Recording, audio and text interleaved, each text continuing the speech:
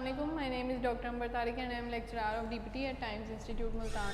और आज हम लोगों ने मेडिकल फिज़िक्स में जो टॉपिक पढ़ना है वो है moving iron hot type metre.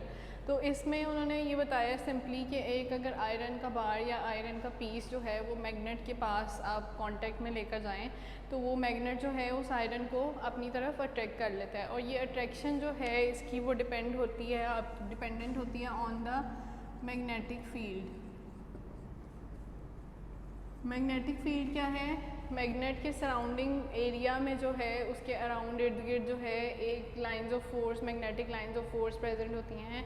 कोई भी चार्ज बॉडी के अराउंड, जैसे हमने इलेक्ट्रिक फील्ड पढ़ा था उसी तरह हमने मैग्नेट्स में पढ़ा था कि उनके अराउंड जो है मैग्नेटिक फील्ड प्रेजेंट होती है।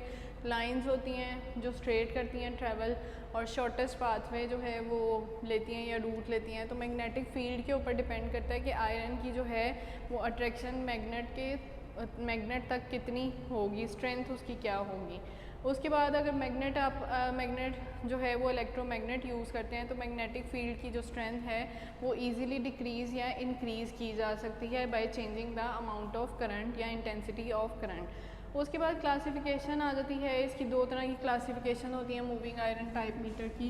एक अट्रैक्शन टाइप होती है और दूसरी आपके पास होती है रिपल्शन टाइप। फिर इसके कुछ यूजेस बताए हुए हैं कि ये यूज़ किस किस में हो सकता है। तो यूजेस में उन्होंने आपको बताया है कि ये एसी और डीसी दोनों तरह के करंट्स में जो है वो यूज़ किया जा सकता है। सेकंड इसमें बताया हुआ है कि फ्रिक्शनल एरर्स जो हैं वो ऑलमोस्ट इसमें नेग्लिजिबल होते हैं। मतलब वो जो है करंट को या मैग्नेटिक फील्ड की स्ट्रेंथ को जो है वो अफेक्ट नहीं कर रहे होते किसी भी तरह। थर्ड इसमें ये है कि no contact leading system is used, कि मतलब इसका कोई बहुत लंबा चौड़ा वो सर्किट या लीड्स वगैरह इसमें यूज़ नहीं की जाती। सिंपल सा इसका सर्किट में ये होता है कि आपके पास एक मैग्नेट है और उसके पास आप एक आयरन जो है, आयरन का पीस या आयरन की वायर जो है वो आप लेकर जाते हैं। तो इस तरह से वो ये इनएक्सपेंसिव होता है। फोर्थ यूज़ इसका आ जाता है। इनएक्सपेंसिव होने की वजह से इसको कॉमनली यूज़ किया जा सकता है। फिफ्थ आ जाता है कि इसमें आपको उन्होंने बताया fifth point, high operating torque is produced in it.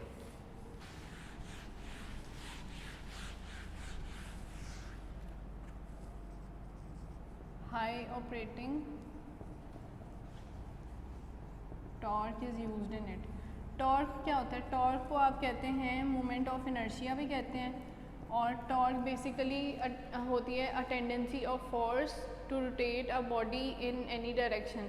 मतलब कि फोर्स कितनी कैपेबल है, जो फोर्स अप्लाई की जा रही है किसी भी बॉडी या ऑब्जेक्ट पे, वो कितनी कैपेबल है टू रोटेट एनी बॉडी, तो उसको आप टॉर्क कहते हैं या मोमेंट ऑफ इनर्शिया कहते हैं। देन ये सिंपल और स्ट्रॉन्ग होता है। सिंपल एंड रोबस्ट, रोबस्ट का मतलब होता है स्ट्रॉन्गर। सेवंथ इसमें उन्होंने आपको कहा है यूज़ इसका कि ये विदस्टैंड कर लेता है एक्सेसिव करंट को या ओवर करंट को, बियर कर लेता है, टॉलरेट कर लेता है और डैमेज नहीं होता। इसीलिए इसको इस वजह से कॉमनली जो है एसी डीसी की बजाय एसी सर्किट्स में ज़्यादा कॉमनली यूज़ किया जाता है। फिर आपके पास लास्ट यूज़ ये आ जाता है कि ये जो है डिज़ाइन किया गया है इंस्ट्रूमेंट फॉर फ्रीक्वेंसी रेंज। मतलब कि एक स्पेसिफिक फ्रीक्वेंसी रेंज के लिए या फ्रीक्वेंसी रेंज सर्किट्स के लिए जो है इसको स्पेसिफिकली डिज़ाइन किया गया था। आगे हम पढ़ेंगे hot wire thermocouple type metre.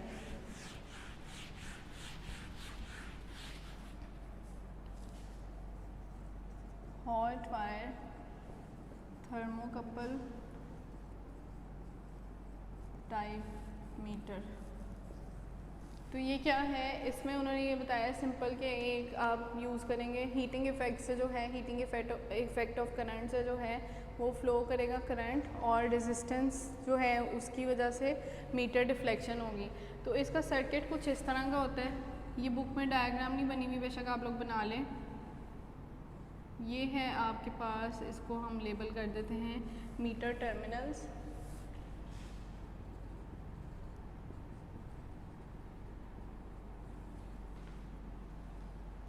Then आपके पास इसमें आ जाता है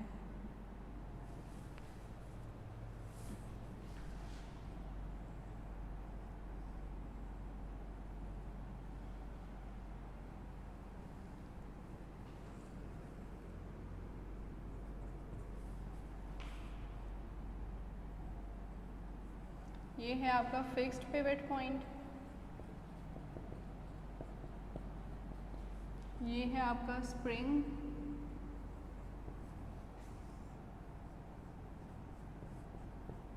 ये है आपका स्केल या मीटर जहाँ पे आपको डिफ्लेक्शन मिलेगी, और ये इसके आगे अटैच होती है। इसको ब्रॉन्ज वायर भी कहते हैं और फॉस्फोरस भी कह सकते हैं। फॉस्फोरस क्यों? क्योंकि इसकी कोटिंग हुई होती है फॉस्फोरस के मटेरियल से। और इसमें आ जाता है आपके पास, ये है आपकी हॉट वायर, और ये है थ्रेड जिससे हॉट वायर को या मीटर टर्मिनल्स को पिवट पॉइंट के साथ, उसके बाद स्प्रिंग के साथ जो है वो अटैच किया गया। तो आपके पास इसमें ये कंस्ट्रक्शन इस तरह से होती है। मीटर टर्मिनल्स आ गए, हॉट वायर है, स्केल है, यहाँ ये 0 से रीडिंग स्टार्ट होगी और फॉर एग्जांपल यहाँ 100 तक रीडिंग आ रही है। तो जब भी इसमें हीटिंग की वजह से करंट फ्लो करेगा, नीडल की डिफ्लेक्शन आपको हमेशा फ्रॉम 0 टू मैक्सिमम की तरफ मिलेगी।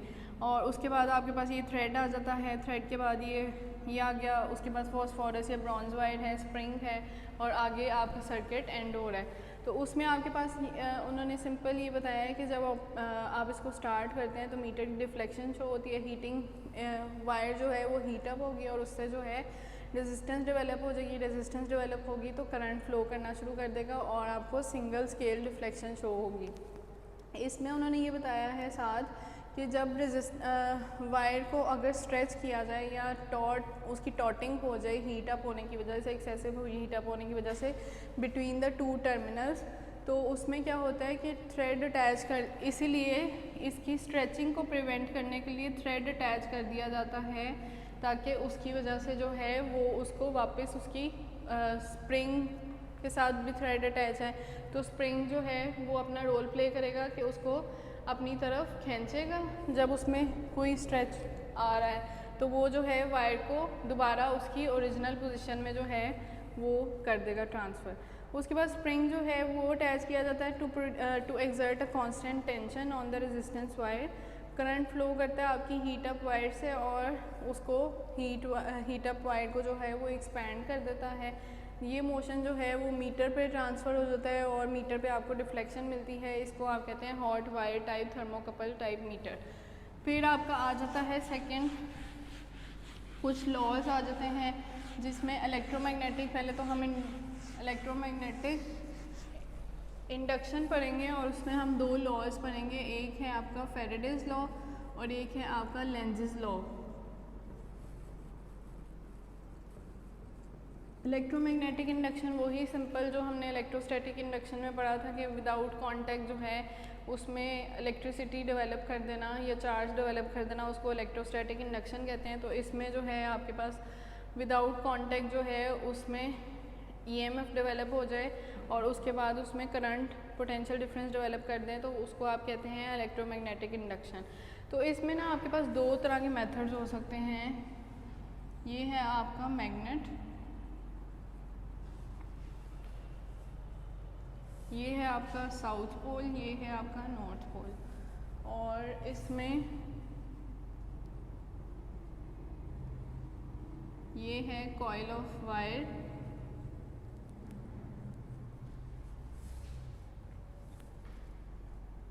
और यहाँ से आपने इसको सर्किट के साथ कनेक्ट कर दिया या आप कह लें गैल्वेनोमीटर के साथ कनेक्ट कर दिया। गैल्वेनोमीटर क्या होता है? गैल्वेनोमीटर बेसिकली एक ऐसी डिवाइस होती है जो आपकी पोटेंशियल डिफरेंस को डिटेक्ट कर लेती है। उसके बाद आपके पास आ जाता है सेकंड एग्जांपल में है ये मैग्नेट है,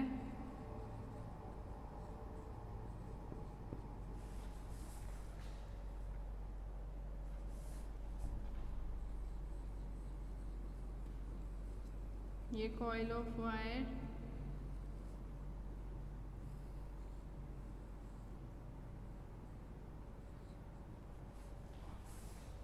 और ये वही आपका साउथ पोल, ये नॉर्थ पोल। तो अब अगर हम इसकी बात करेंगे तो इसमें आपके पास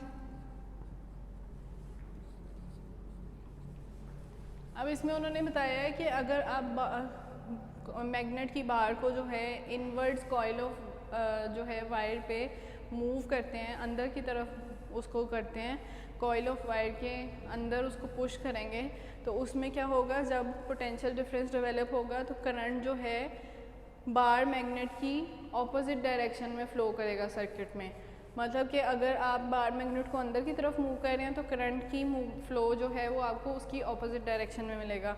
और इसी तरह से अगर आप जो है बार मैग्नेट को आउटवर्ड्स निकालने हैं, बाहर की तरफ मूव कर रहे हैं on the coil of wire और साथ गैल्वेनोमीटर अटैच है, सर्किट कंप्लीट हो रहा है, तो करंट जो है पोटेंशियल डिफरेंस डेवलप होगा, करंट जो है आपको उसकी ऑपोजिट डायरेक्शन में फ़्लो करता हुआ नज़र आएगा, मिलेगा। देन आपके पास आ जाते हैं दो लॉज, जिसमें आपके पास है फैराडेज लॉ और सेकंड है Lenz's law.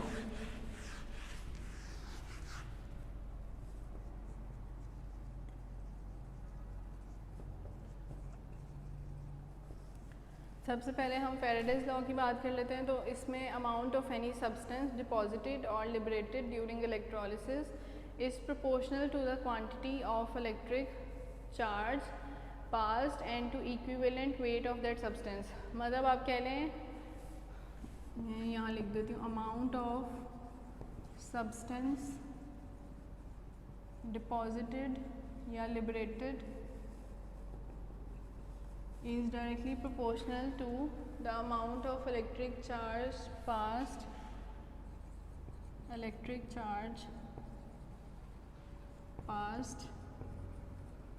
and equivalent to weight of that substance। तो ये आपका है फैराडेज लॉ, उसकी स्टेटमेंट ये है। और इसमें उन्होंने आपको बताया है कि अगर आप जो है स्विच की दो सर्किट्स लिए आपने, एक प्राइमरी सर्किट है एक सेकेंडरी सर्किट है, तो अगर प्राइमरी में आप ऑल्ट्रेशन करेंगे करंट के फ़्लो को या रेजिस्टेंस वेरी करेंगे, तो उसके अकॉर्डिंगली सेकेंडरी सर्किट में करंट या पोटेंशियल डिफरेंस जो भी डेवलप हो रहा होगा उसकी वजह से ही वो उसमें चेंजेस आ सकते हैं।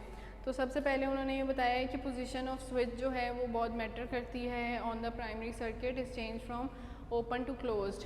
ओपन टू क्लोज मतलब ओपन सर्किट्स होते हैं, क्लोज सर्किट्स होते हैं। ओपन सर्किट्स वो होते हैं जिसमें रिवर्सिबल फ्लो में आपको करंट नहीं मिलता और एक ही डायरेक्शन में आपको करंट मिलेगा। क्लोज सर्किट वो हैं जिसमें आपको रिवर्सिबल फ्लो मिलता है करंट का।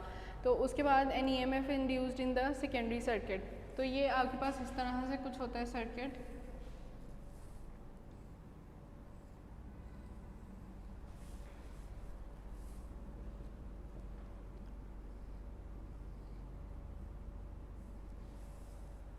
ये आपके पास इधर ये है आपका स्विच का सिंबल या की आप कह सकते हैं, स्विच का सिंबल होता है ये। देन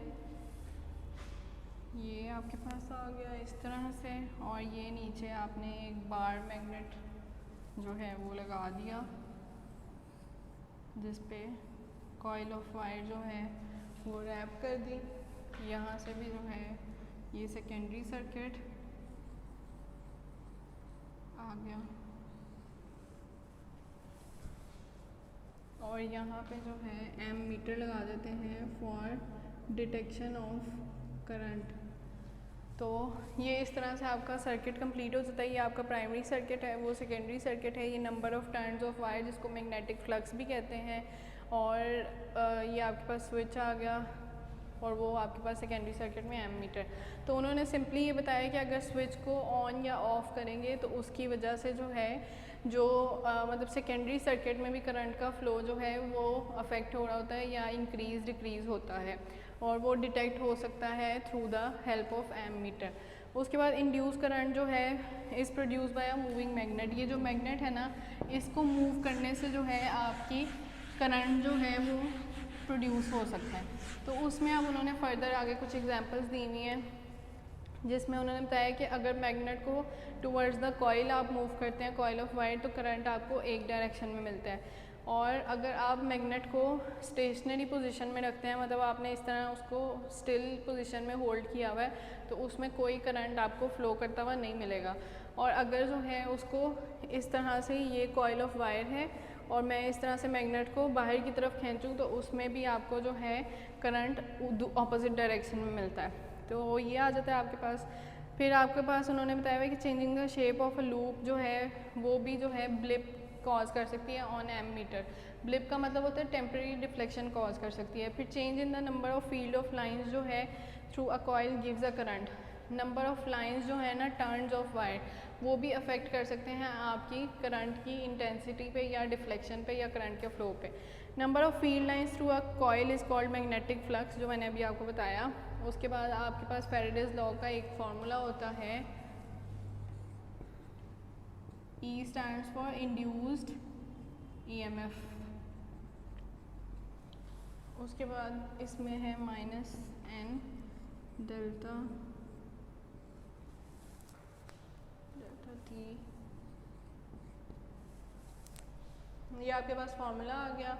ये है आपके पास, ये डिनोट करता है चेंज इन फ्लक्स। डेल्टा मतलब चेंज, और ये थीटा या ये जो सिंबल है ये चेंज इन फ्लक्स को या magnetic flux, number of turns of wire को डिटेक्ट करता है। ये आपके पास आ गया चेंज इन टाइम। तो इस तरह से आप जो है EMF induced in a secondary circuit जो है उसको कैलकुलेट कर सकते हैं। उसके बाद आपके पास आ जाता है सेकंड लेंजेस लॉ।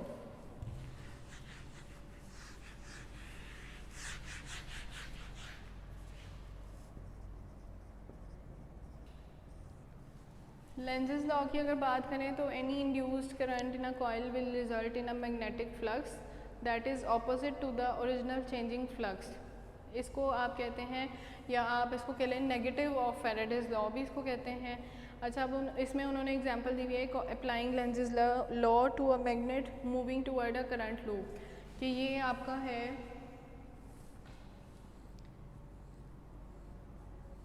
ये है करंट लूप है, और ये आप इसको ऐसे सर्कल्स में भी ड्रॉ कर सकते हैं। इसको भी इस तरह से ड्रॉ कर लिया, ठीक है। देन आपके पास आ गया, ये आपके पास है मैग्नेट साउथ नॉर्थ, और इसमें से मैग्नेटिक लाइंस ऑफ फोर्स जो निकल रही हैं, ठीक है। जब इसमें आप मैग्नेट बार को जो है वो कॉइल ऑफ वायर के पास लेकर जाएंगे इन कांटेक्ट, तो कंडक्टिंग लूप जिसमें से ऑलरेडी करंट फ्लो कर रहा हो, तो नॉर्थ पोल जो है जिस साइड की तरफ डायरेक्ट कर रहा होगा उसमें भी कॉइल ऑफ जो वायर है वो भी एज्यूम कर लेगा एक बार मैग्नेट की शेप, और उसमें भी वो नॉर्थ पोल की साइड पे और साउथ पोल जो है वो एडजेसेंट साइड पे आप इमेजिन कर लें कि ये इस तरह से डेवलप हो जाते हैं। तो जब वो डेवलप या एज्यूम कर लेते हैं तो इस नॉर्थ जो है वो लाइक चार्जेस हो गए या लाइक पोल्स हो गए, तो ये जो है रिपल्शन कॉज करेंगे, ये इस तरफ मूव करेगा, ये इस तरफ मूव करेगा। तो इसको कहते हैं आप कि मतलब ये जो है रिपल्सिव फोर्स क्रिएट कर देता है और करंट को जो है वो अपोज करना शुरू कर देता है।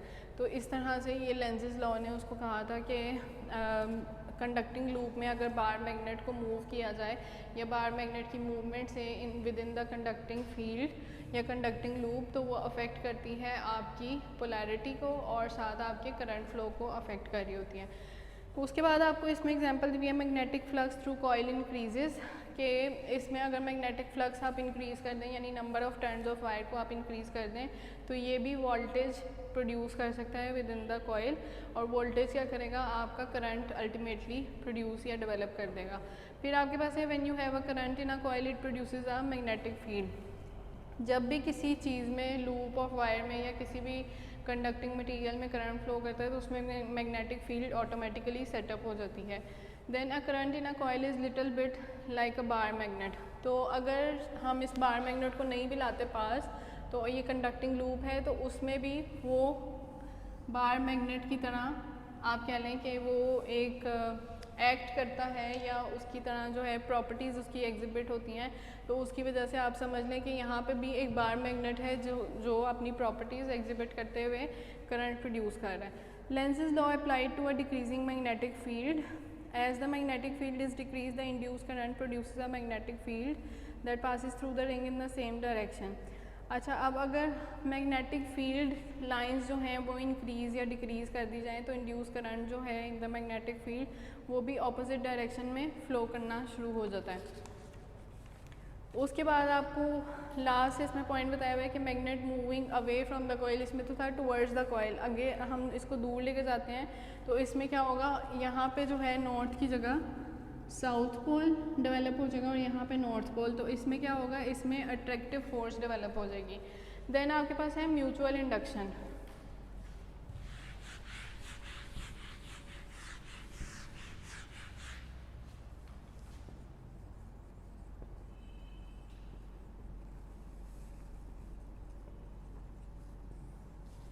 म्यूचुअल इंडक्शन बेसिकली क्या है, production of an EMF in a circuit by change in current in an adjacent circuit. मतलब अगर प्राइमरी और सेकेंडरी सर्किट यूज़ कर रहे हैं तो प्राइमरी सर्किट में अगर आप करंट को चेंज करते हैं, इंटेंसिटी उसकी वेरी करते हैं, तो ऑटोमेटिकली सेकेंड में भी आपको चेंज ही मिलेगा ईएमएफ जो जनरेट हो रही होगी, तो इसको कहते हैं आप म्यूचुअल इंडक्शन।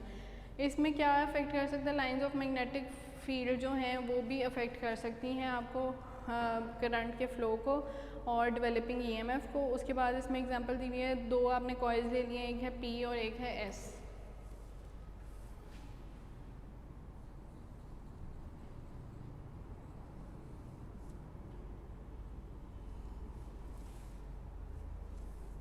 ये है आपका एस, इधर आपका लगा है गैल्वेनोमीटर,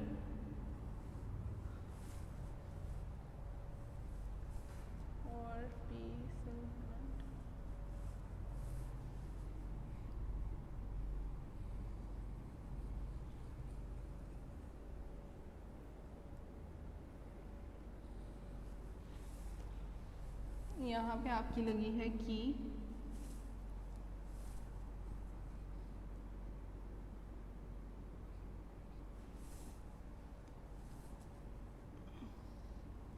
ठीक है।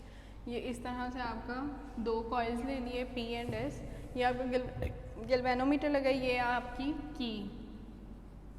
तो जब उन्होंने ये बताया कि अगर की को आप ओपन करते हैं या क्लोज करते हैं तो उसकी वजह से करंट का एक तो फ़्लो इम्पैक्ट होगा, और अगर करंट का फ़्लो जो है वो डिक्रीज़ हो रहा है, इसमें ऑन करने पे करंट जो है वो ज़ीरो से मैक्सिमम की तरफ जाएगा। तो जब ज़ीरो से मैक्सिमम की तरफ जाएगा तो इसका मतलब है इसमें भी जो करंट या पोटेंशियल डिफरेंस है वो भी इंक्रीजिंग साइड की तरफ जाएगा। अगर आप इसको क्लोज़ कर देते हैं तो इसमें जो है वो ज़ीरो की तरफ वापस जाना शुरू हो जाएगा करंट, और इसमें भी क्योंकि ये उसकी सराउंडिंग में ही एस कॉइल प्रेजेंट है तो उसमें भी डिक्रीज़ होना शुरू हो जाएगा। तो इसको आप कहते हैं कि म्यूचुअल इंडक्शन है ये। उसके बाद आपके पास आ जाती है सेल्फ इंडक्शन।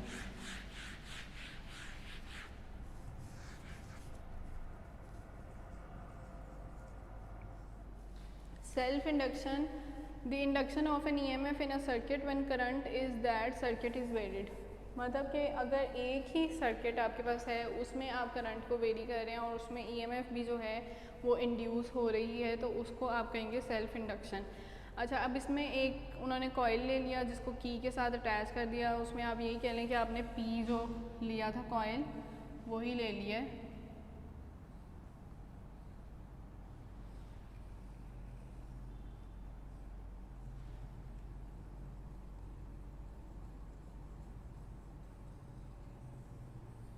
ये आपने ले लिया पी कॉइल, ये है आपकी की। अच्छा, अब इसमें उन्होंने क्या किया है, ऑन प्रेसिंग के जो करंट है वो ज़ीरो से मैक्सिमम, इसको ऑन करेंगे या प्रेस करेंगे तो ज़ीरो से मैक्सिमम की तरफ जाएगा, और इसमें जो है आपके पास कुछ टाइम लगेगा इसमें, और जो एम या करंट है थ्रू द कॉइल वो इंक्रीज़ होगा, मैग्नेटिक फ्लक्स जो है वो भी इंक्रीज़ होगा और करंट जो है वो कॉइल में प्रोड्यूस हो जाएगा। फिर अकॉर्डिंग टू लेंज़ेस लॉ जो है इंड्यूस करंट जो है वो एक अपोजिंग फोर्स जो है वो डेवलप कर देगा in the direction opposite to the direction of the self current. उसके बाद रिलीज़ करेंगे अगर इसको तो डिक्रीज़ होगा current from zero maximum to zero, और आपके जो है ऑपोजिट डायरेक्शन में करंट को वो अपोज करना शुरू कर देगा। लास्ट में है आपके पास एडी करंट्स। एडी करंट्स क्या होते हैं? Loops of electrical current induced with in the conductors by changing magnetic field in the conductor.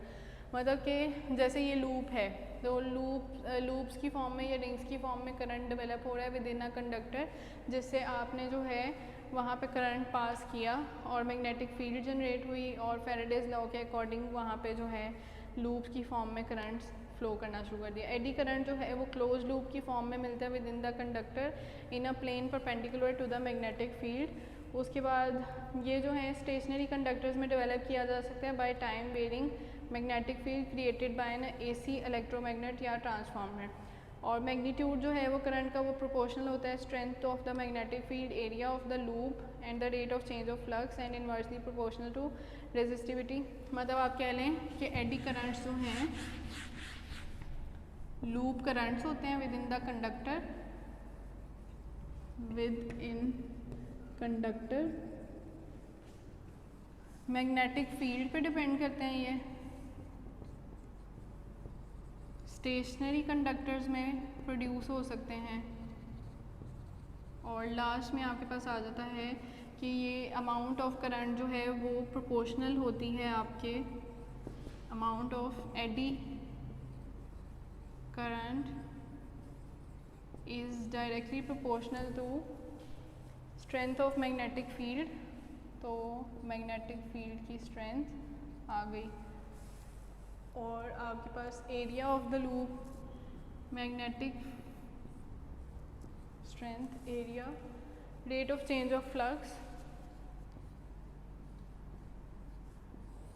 और divided by resistivity of the material inversely proportional है आपकी रेजिस्टेंस के। तो ये आपके पास इस तरह से एडी करंट्स का आपके पास फार्मूला आ गया जिससे आप इसको कैलकुलेट कर सकते हैं। देन उसके बाद इसमें बताया कि लेंजेस लॉ के अकॉर्डिंग अगर देखें तो एडी करंट जो है वो एक मैग्नेटिक फील्ड क्रिएट कर देता है जो अपोज करता है आपकी चेंज को, इन मैग्नेटिक फ्लक्स के चेंज को जो है वो अपोज करेगा। और एडी करंट जो हैं वो सेल्फ एम्प्लॉयड होते हैं या एम्प्लॉय आपके होते हैं एडी करंट ब्रेक्स में, इसीलिए जो है इसको यूज़ किया जाता है stop rotating power tools quickly. मतलब इनको ब्रेक्स में ज़्यादातर यूज़ किया जाता है, कार की जैसे ब्रेक्स होती हैं। और ये जो हैं कॉज ऑफ एनर्जी लॉस होते हैं in AC circuits, conductors, transformers, motors, generators, AC machinery requiring special construction such as laminated magnetic cores और फेराइट कोर्स। जो लैमिनेटेड मैग्नेटिक कोर्स है ना वो basically stack of thin iron sheets होता है जो आप कह लें कि इंसुलेटिंग लेयर जिसके अंदर प्रेजेंट हो, और इंसुलेटिंग लेयर जो है वो पैरेलल लाइन में अरेंजमेंट में आपको मिलती है। मतलब फ्लैट शीट ऑफ आयरन उसको जो है पैरेलल अरेंजमेंट में सेट किया हो तो उसको आप लैमिनेटेड मैग्नेटिक कोर कहते हैं। फिर उसके बाद आता है ये जो हैं हीटिंग फर्नेसेस और इक्विपमेंट्स में भी यूज़ किए जाते हैं detect cracks and flaws in metal parts. उसके बाद ये आज का हमारा टॉपिक यहीं पे ख़त्म होता है। थैंक यू, अल्लाह हाफ़िज़।